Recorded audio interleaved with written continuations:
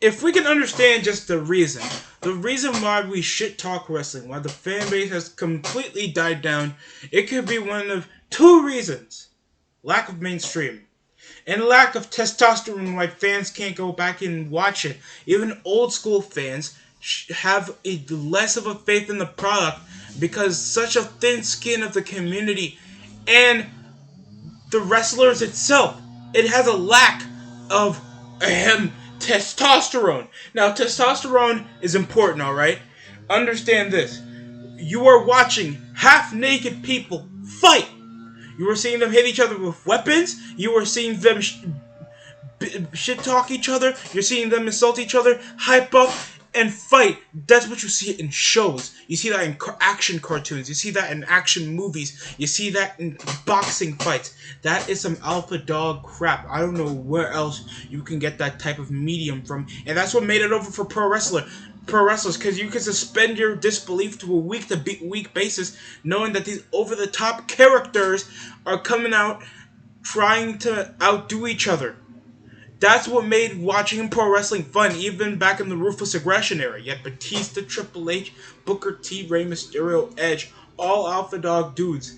And now you're seeing over, there's a personal feud over on Twitter, where you're seeing the fan base give over death threats, or ironically being like, oh, this is chauvinistic to women, and then you know that they have a stand page where they want feet pics of Sasha Banks. What part of this is testosterone? What does how you can see why there's an embarrassing sentiment that makes pro wrestling more of a niche like anime.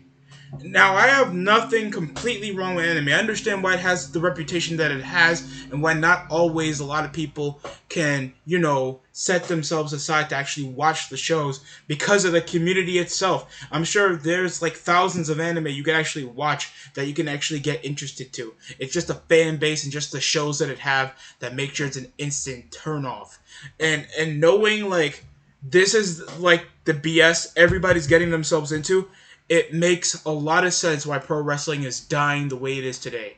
You're seeing the most popular medium to get your pro wrestling information, a bunch of English nerds that obviously fail to even have their own indie wrestling fed, have no charisma outside of just having, a decent sounding voice because they're English that makes them some set of intelligent, and just the lack of any semblance of, going to the gym, except possibly Simon Miller. And I think he's the only person that I know that still works in what culture. And just coming in, watching fans talk about pro wrestling, back in the day, you had normal people watch.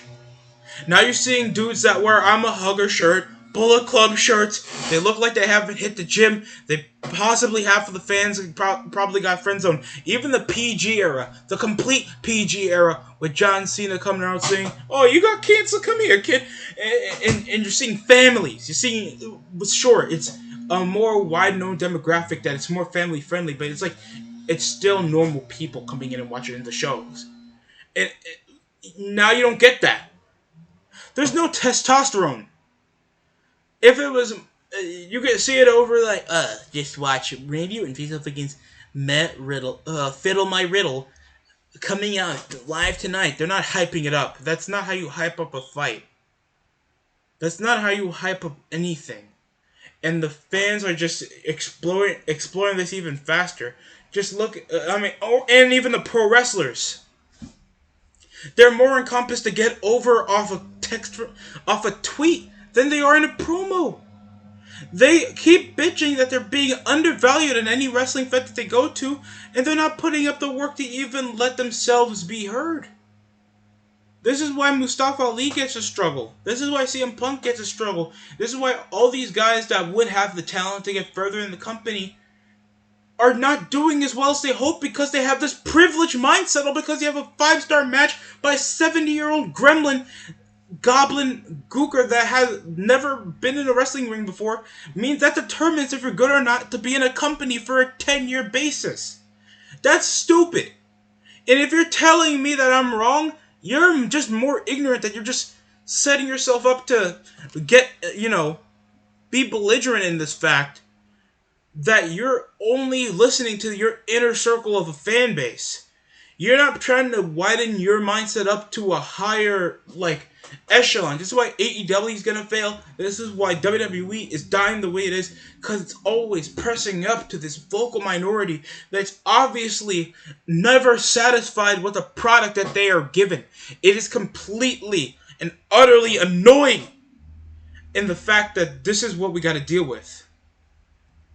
And sure, this might be just a bit of ranting, but this is a cold, hard fact that this is some BS. Another reason why we're losing testosterone in pro wrestling is that we're letting women rule the goddamn world. I'm joking. That's messed up. But you're seeing how like the sentiment of women's wrestling has been a lot more shoved out there. And in my opinion, there's a right and a wrong to this.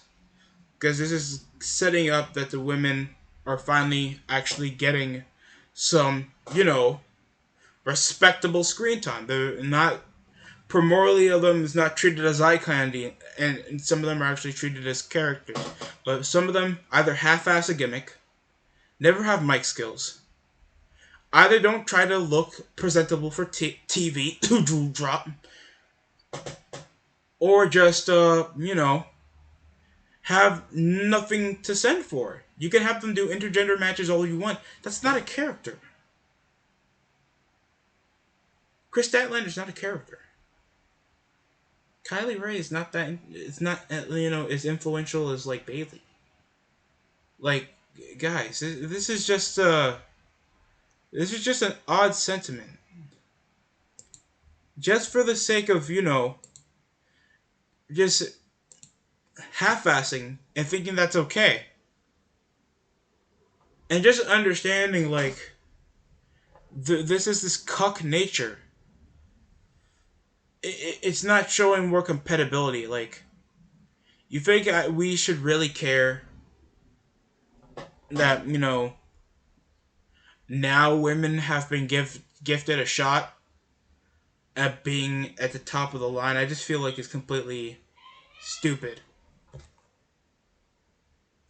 Just knowing like this is the mentality what current fans and wrestlers have scares me. Scares a lot of people because you're seeing this in social media.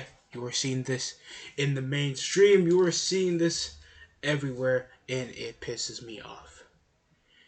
And just knowing that there's a cancel culture for heels, because you can't even let heels do their job and insult the fans, insult the wrestler, or even insult somebody to get heat, like Simone Biles or Bruce Hart, or by God, if anybody tries to insult a murderer like Chris Benoit, it's like, oh, he's dead. And like, dude, shut up. He's doing his job as a bad guy. He's supposed to be disrespectful. He's supposed to be unlikable, and he's supposed to make sure that you want to see him get his ass kicked. They've been doing that since wrestling was just a carny. It wasn't work rate. It wasn't an original Olympic sport. Pro wrestling is fake. And if you guys don't get the memo of that, I don't know why you're watching to begin with. Other than that, that's it for me. Sorry I had to cut this off a bit short while recording. Some stuff came up.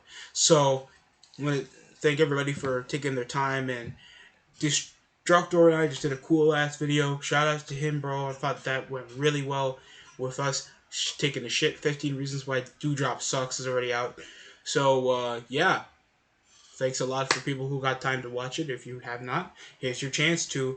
I'll put a link down in the description below. Thanks for taking your time and watching the video. And that's it for me.